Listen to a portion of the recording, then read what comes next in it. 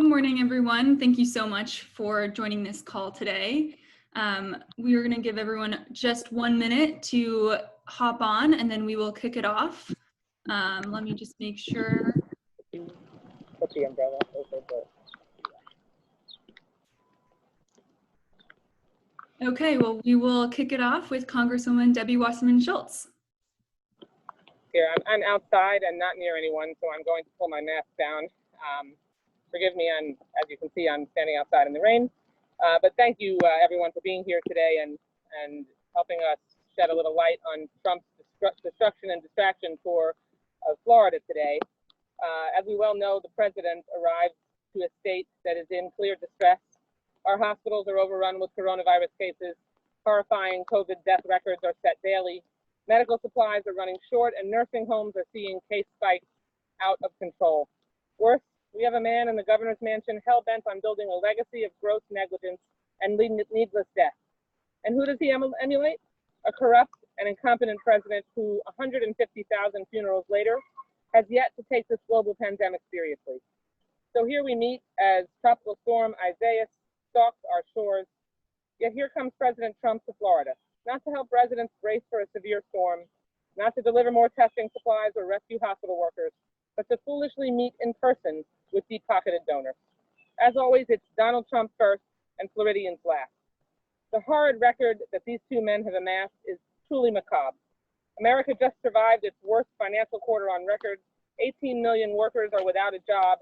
And amid this historic crash, Trump is actually trying to cut enhanced unemployment insurance benefits in Washington. In Florida, we are one of the worst hotspots in a country ablaze in a deadly pandemic surge. And in both cases, whether it's jobs or lives lost, communities of color are suffering the worst of these crushing impacts. Yet Donald Trump and Ron DeSantis don't even try to honestly and thoughtfully solve or contain these destructive forces. Instead of focusing on testing, contact tracing, and isolation efforts, as Joe Biden calls for, Trump still peddles conspiracies, unproven cures, and fights funding for testing. Worse, Trump wants to distract us all from this dumpster fire economy and mushrooming death toll by suspending democracy, all because he's so badly bungled the COVID crisis. That move is straight out of the Maduro-Putin dictator playbook. Trump brings this deadly trail of denial, distraction, and destruction with him to Florida today. And it's never been more clear that we need a President Biden right now, someone who leads, who takes responsibility and shows compassion. A Biden White House will listen to health experts and make hard decisions. That hasn't happened with Trump or DeSantis. In Florida and across the country, it never had to be this bad. Untold Americans will needlessly die due to their gross mishandling of this pandemic. Millions more families will be financially distressed or destroyed because Trump and DeSantis failed to protect them. These life and death concerns that we rightly focus on don't even account for the full cultural and economic destruction that we are seeing and will see. How many of our favorite Florida restaurants will never open again? How many local bars, music venues, theaters, and mom and pop shops will never survive this crisis? How many exhausted healthcare workers will walk away from the work they love? How many brilliant teachers will die? And all because of Trump and DeSantis' negligence and the blind political devotion of lickspittles like DeSantis, who blindly follow his lead. But we don't have to keep living this Trump nightmare. In 3 months, we can elect Joe Biden as a president who will listen, who will be listened to, who will listen, who will be respected, and who will respect others and heed medical experts. President Biden won't try to shove your kid back in a schoolroom, even if it's not safe. President Biden won't steal your healthcare coverage during a global pandemic. He'll expand it and make it stronger. Let's elect a President Biden who will embrace dreamers and all immigrants, not demonize them. A President Biden who believes in science, climate change, and will actually protect our voting rights and other democratic norms that true heroes like John Lewis put his life on the line for. We're here to tell our Florida friends and neighbors they can build Florida and America back up even stronger, and we can reject the corrupt, incompetent, failed businessman who got us in and is keeping us in this mess in the first place. Joe Biden will be that president who can build us up again.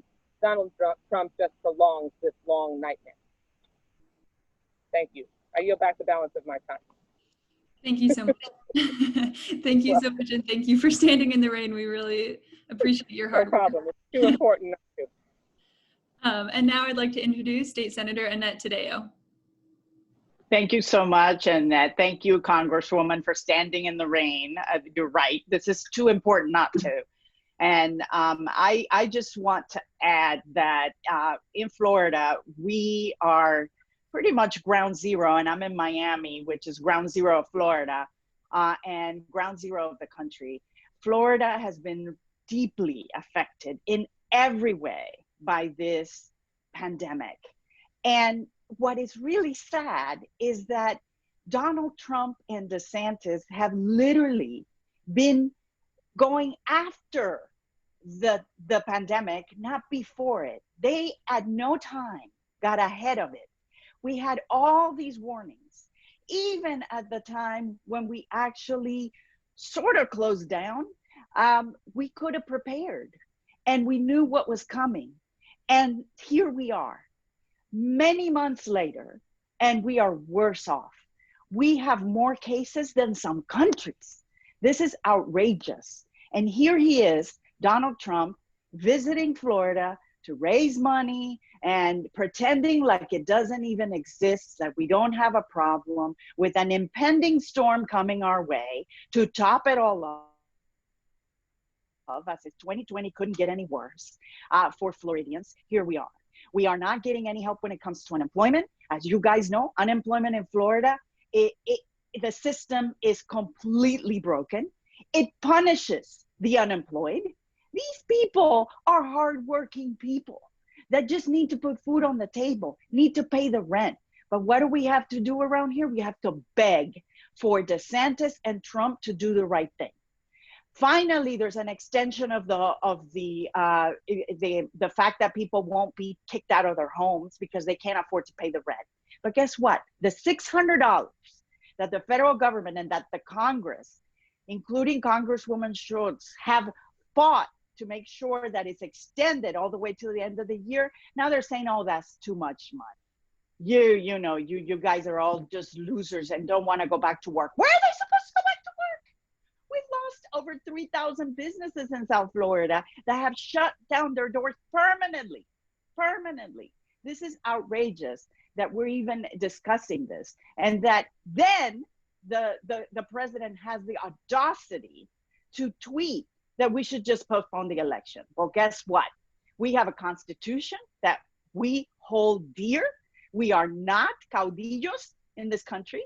I know he's trying to copy Maduro in Venezuela, but guess what? We are not going to behave this way in this country. We're going to show up on election day. We're going to elect Joe Biden because we need to move our country forward, get ahead of emergencies, get ahead of viruses like we've done in the past.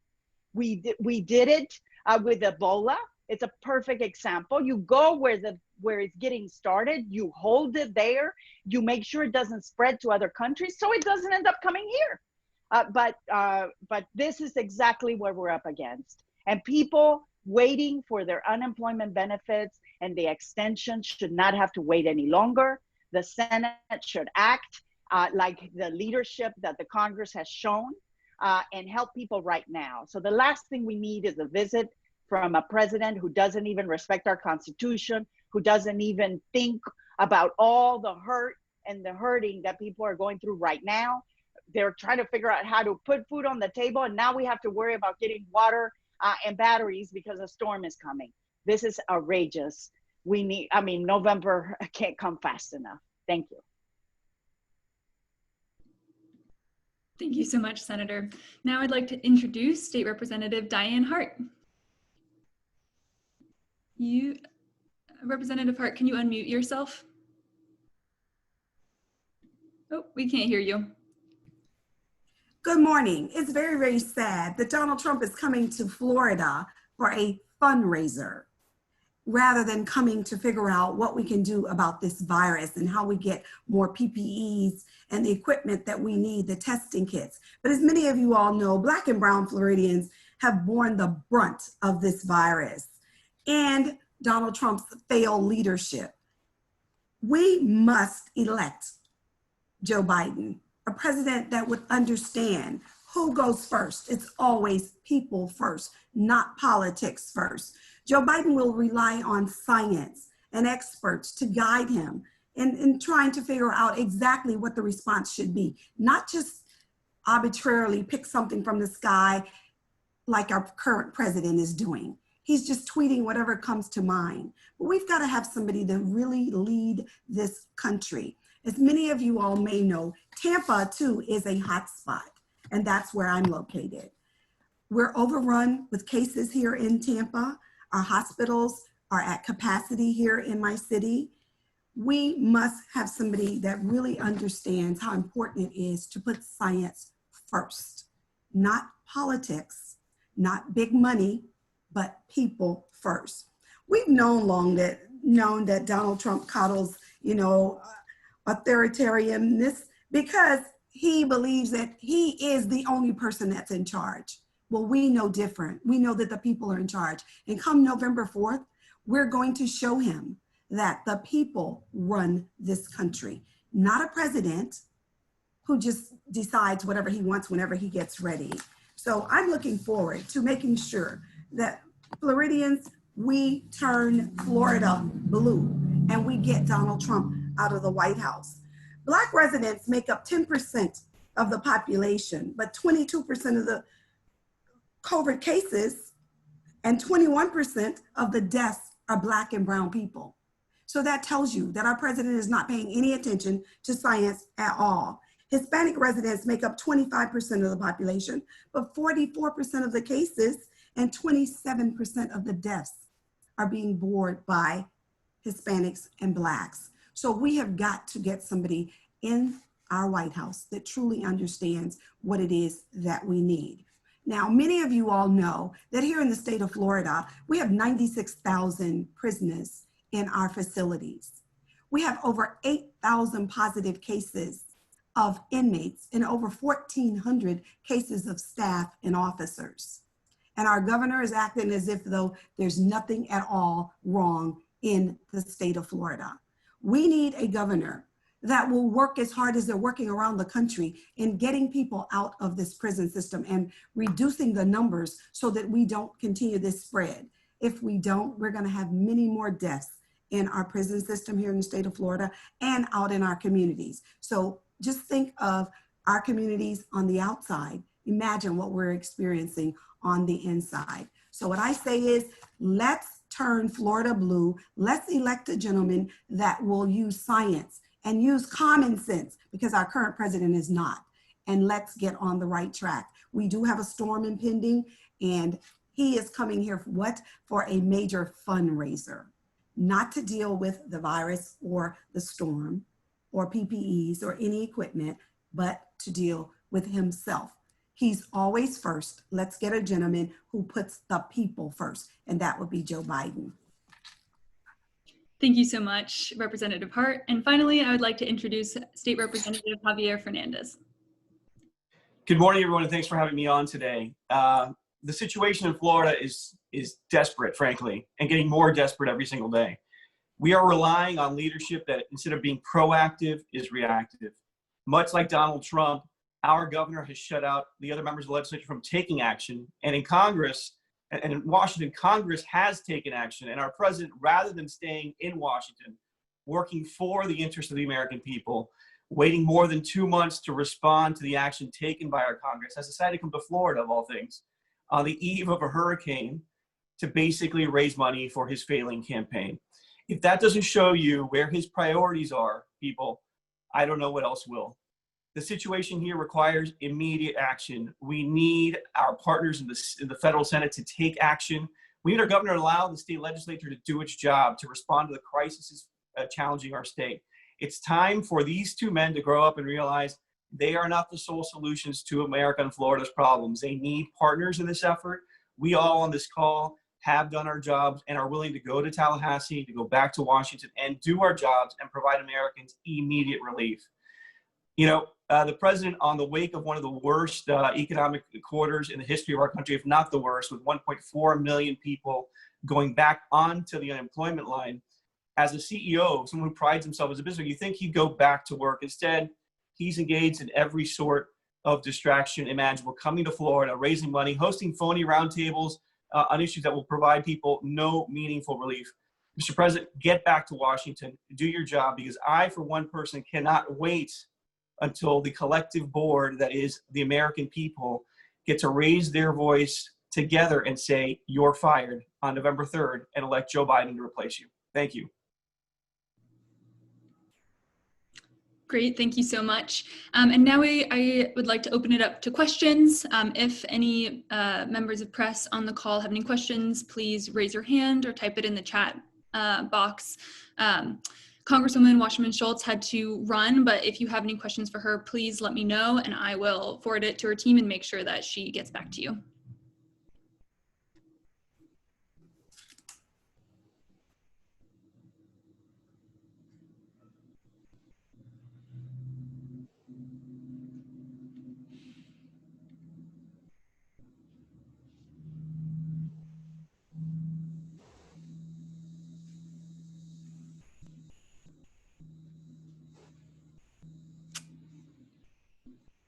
All right.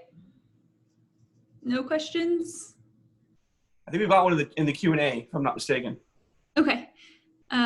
Great. Here's one from Liz Ivora. Please would like to know if those two questions could be answered in Spanish.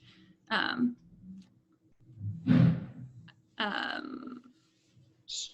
you able to read and answer that, Representative? Yeah, Sure, I'll take a crack at that.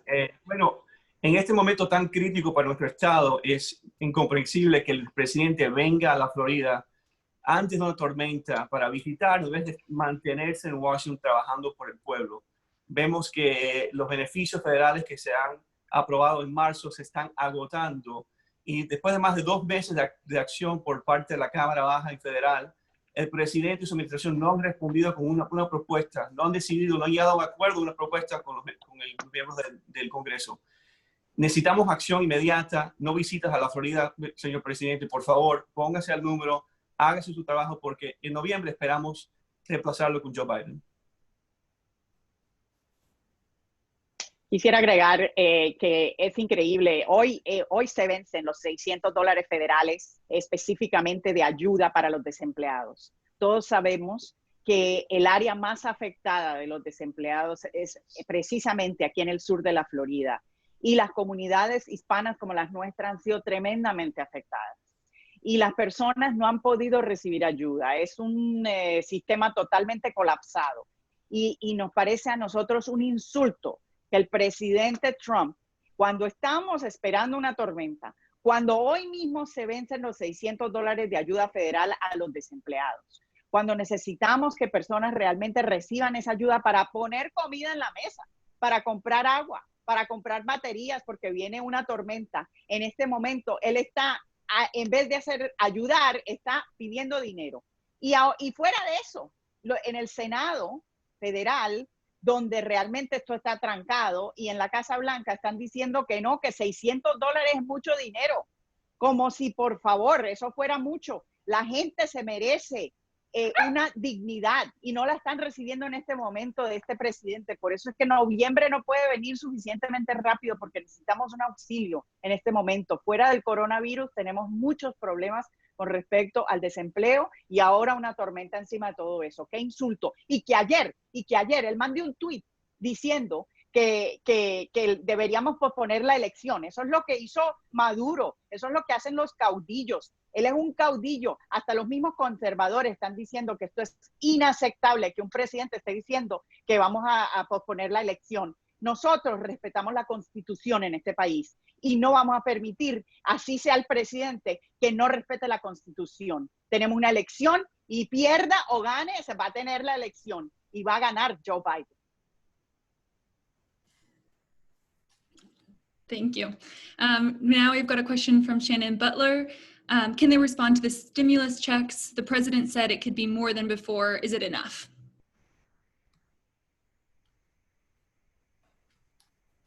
I'll take that. You said the president said that it is more than enough. Could you repeat the question? Yes. The president said that the stimulus checks could be more than before. Is it enough? Well, you know, when you consider that people have not worked since March, what would be enough? People have not had jobs since March, and some even before that. Some people have not received a single dime here in the state of Florida of their unemployment checks. So not only did they just got their $1,200 and nothing else. So if we repeat what we've already gone through, no, it would not be enough. If people could get their unemployment checks in addition to their stimulus check, that would certainly help many people. But that's not what happened here in Florida. We're dealing with a broken unemployment system, and I'm still getting calls and emails every single day from people who've not gotten anything other than their $1,200. That's not nearly enough when we think about what it takes to raise your children and run a household. So we've got to have a little bit more. Hopefully, if they give them more stimulus, then if you're missing your check for months, that would help you. But we've got to do something drastic.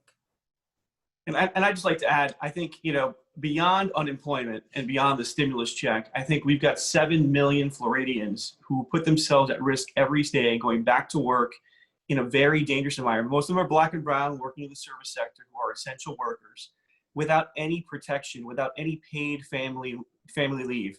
And why is that absolutely essential? In the CARES Act, that's pending action on the Senate side, there is coverage for people who work for companies of less than 50 people and more than 500, which is the gap right now in Florida. If we expect this economy to remain open, notwithstanding all the negative things happening around COVID, we need to give those workers the protection they deserve. They need to be able to raise their hand without fear of losing their job and say, I've been exposed, or I've got someone who's sick in my family, or I'm sick, and take themselves out of the economy so they don't put others and themselves at risk. We need that coverage. We need our Senate to take action immediately. We need the president to step up and say, this is something that we absolutely need if we're going to bring this contagion under control. To date, what do we get? A trip to Florida for a fundraiser and silence on things that matter. Thank you. I'm not seeing any other questions. So last call, if you have any questions, please type it in the chat box or raise your hand.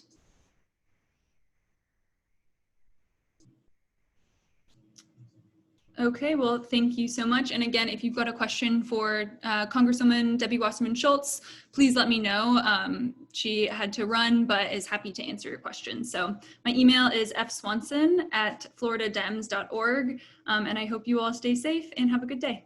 Bye. Thank you.